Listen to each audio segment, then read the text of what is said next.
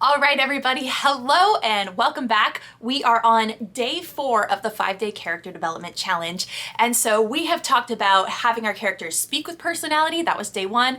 We've talked about how to have them act and react with personality. So both in the ways that they carry themselves, but also what they specifically do in reaction to specific situations. And then on day 3, we talked about the importance, actually the critical importance of character introductions and how that is the way that we make sure readers remember them and don't forget who they are within the next 5 minutes. And then today is going to be very exciting as well. We are going to be talking about character appearances, which I'm sure you guys already know a thing or two about how to describe a character, but my goal is that today maybe we can give you a couple of things to think about that you haven't already. So if you are just joining us, make sure that you go back, start on day 0. That's where you're going to be able to download the worksheets so that you can follow along and do each day of this. Don't start on day 4, it's a 5-day challenge. And then of course, subscribe to this channel if you haven't already. And then if you guys are ready to dive in, let's grab a cup, cozy up, and let's get to writing.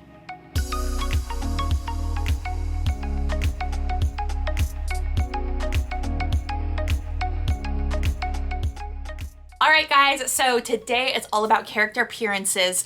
And one of the things that I want to start off by saying is that a lot of times what I see is when we're describing characters, we go for the hair, the eyes, and the build, and nothing else. So today I want to focus on a couple of other things that we can do other than what color and length their hair is, what color and shape their eyes are, and just exactly how many hours this person spends in the gym. Let's try to branch out just a little bit more. So you're going to see when you go to start your homework that we have, of course, you're going to write down your character's name. That's pretty essential.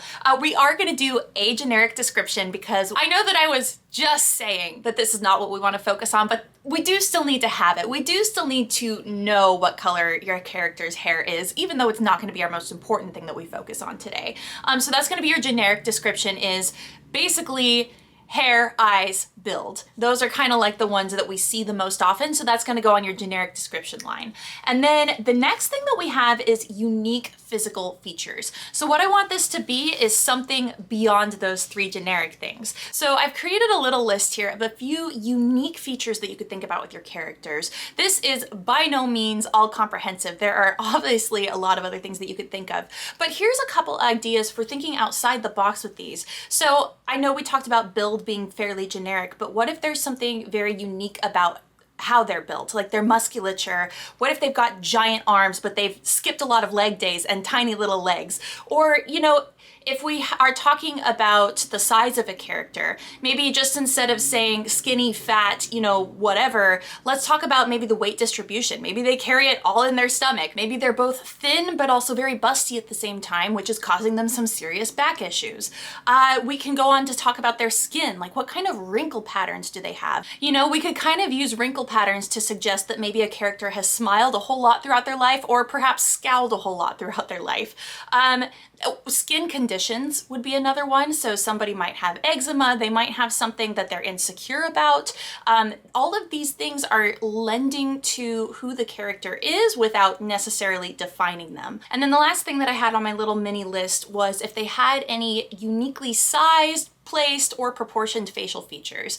So that could be like wide set eyes or giant eyes that look like they're looking through your soul. It could be a big nose. It could be a tiny mouth. If there's anything notable in the facial features, that is a really good one to look for. And faces in general, unless you're an artist, are fairly hard to describe. So what can really help with this is actually looking up artist channels and watching as they paint faces and just hearing a little bit of their commentary about what is unique about each of these facial structures. Okay, this is a boxy jawline, or this is going to be a very narrow chin, and kind of just pick up on what some of those details are that the artists are using, so that then you can bring those over into your descriptions of what characters' faces look like. So then the next line that I have on the homework is personality-based attributes. So what I mean by this is that there are physical characteristics that we can't really change. I mean, I guess there is plastic surgery, but for the most part, your face is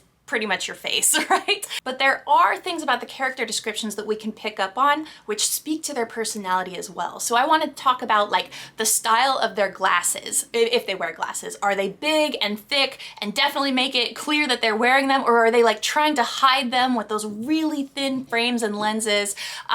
Are they colorful? Are they bright and shiny? Any of those things can speak to the personality of the person wearing them. And it's the same thing with makeup. You know, we can have a very subtle makeup look. We can have very strong and bold. You could have a character who spends an hour doing their eyes each morning, but doesn't put any foundation on their skin because they like the natural look of skin. Or we could have a character who really enjoys rocking the natural look, but maybe they're obsessed with just the shape of their eyebrows and they're always perfect every single day. Use makeup to show a little bit about the character's personality. Again, this does not define them wholly, but it does give us a little bit of insight into who they are, depending on how much importance they place on putting their makeup on each morning and how much of it they choose to put on. And on the same note, hair can be very, very much the same. How much time and effort is your character putting into their hair each morning? That does give us a little insight into what they find important and who they are. But let's talk about more than just that. Let's talk about like what texture they choose to go with. Are they going for more of an all-natural look that says, I am who I am? Or are they going for something that's more manageable? Is their hair super lustrous because they're putting in tons of product each morning? Is it maybe super damaged because they keep bleaching it themselves and they just love super blonde platinum hair and they gotta keep doing it, so now it's all falling out? These are some of the things that can show personality. And then another thing to think about is, what is their scent? You know, what choices are they making in their life that determine how they smell? Are they maybe not wearing deodorant? Are they wearing too much deodorant? Are they wearing an Armani perfume that costs them, I don't even know, is Armani even a perfume? I'm pretty sure. Do they love to wash their hair with pumpkin spice shampoo and they literally get stockpiles of it in the fall so that they have it all year long? This is totally me, by the way. I love everything pumpkin spice. And then the last thing that I had on the list was their clothing. So this obviously can speak a lot to their character personality, but think more than just what brands they're wearing. Think about, are their clothes wrinkled? Are they maybe a size too small because they're having a hard time affording new ones? Do they like bright colors, or are they really into the dark hues? And are they accessorizing? Are they putting on jewelry to go with those clothes, or do they hate it? Now I'll say it again, the appearances don't make the character, but they can give insight into who they are. So that is why it's important to not just go with generic, how tall are they, what color is their hair, and what color are their eyes, because there is so much more about their personality that we can get through when we use character descriptions to show a little bit of insight into their lives. Now, before we go jump into our homework, I have a few tips for us to remember. And one of the big ones is the way that we're delivering these appearances. I personally do not want to see the story stop so that we can take 2 paragraphs to describe a character. Even 1 paragraph, my eyes glaze over, I'm done, I'm out. So what I mean by this is that I don't want to stop the story for you to tell me that a character is wearing a lot of makeup. There is a way that we can incorporate that description into events as they happen. So the way this would work is, let's say that the point of the story is that characters are getting sick. So one of the characters goes to blow her nose and the tissue comes away caked in tons of makeup. That would be a way to keep the plot moving forward because we're finding out that the characters are sick, and it's just that tiny little side note slipped in that this character is wearing a ton of makeup. Because again, it does not define who she is, but it is a tiny little extra insight into who she may be as a character as we learn more about her later. If we have a character who loves to wear sequins, instead of just describing that, maybe our main character is walking past them and their handbag snags on the sequin dress and they get stuck. And so while we're moving the plot forward with those characters meeting each other, we are also learning at the same time that that character loves to wear sequins. If we want to get across that a character has very long hair, instead of stopping stopping the action to say this character has very long hair and give a whole physical description about them, let's do it through action. Maybe the kid in the seat behind her in math class is coloring the ends of her hair in highlighter because her hair is so long it sits on the desk behind her. And now we get to start building the relationship between those two characters, while at the same time we found out that her hair was long without stopping to give a boring description about it. So then, of course, before we jump into our homework, we have a few things that I want you to avoid as well. And mainly it's to do with when I'm talking about describing characters through action, make sure that those actions are relevant to your story. So if we take the example of the kid coloring on the long-haired girl's hair with highlighter, we were using that to describe the length of her hair, right?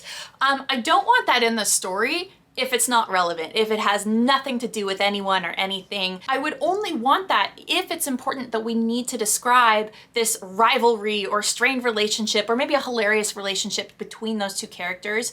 If it's just a random kid who we're never gonna see again in the rest of the book, I don't really want a scene about him. We can find out that she has long hair another way that is relevant to the plot at hand. And then the last thing to avoid is just, guys, get away from those generic characters. Unless it is a super side character who, there are some circumstances where it's okay to have flat characters who don't have a personality. If we're breaking into the castle and there's a guard at the door who we have to get past, we probably don't need to know his whole backstory and his personality because he's literally about to get knocked out and leave the story in one page. But for any characters who you guys care about and who you want your reader to care about, we need to focus on these. We need to focus on giving them a look that is unique, but also speaks a little bit to who they are. So I'm gonna go ahead and jump off and also work on these character descriptions because I just really think this is a very fun worksheet and I hope you guys enjoy it as much as I do. Remember that if you have more characters you wanna work on than space allows for, you can always print off extra sheets of this. There is nothing stopping you. You can do this for as many characters as you like. I would just recommend to keep it to the characters who matter and are important. Remember, that guard at the castle gates probably doesn't need an entire backstory told through his visual appearance. So you guys have fun working on this, and I will see you tomorrow for the last day of the 5-day character development challenge.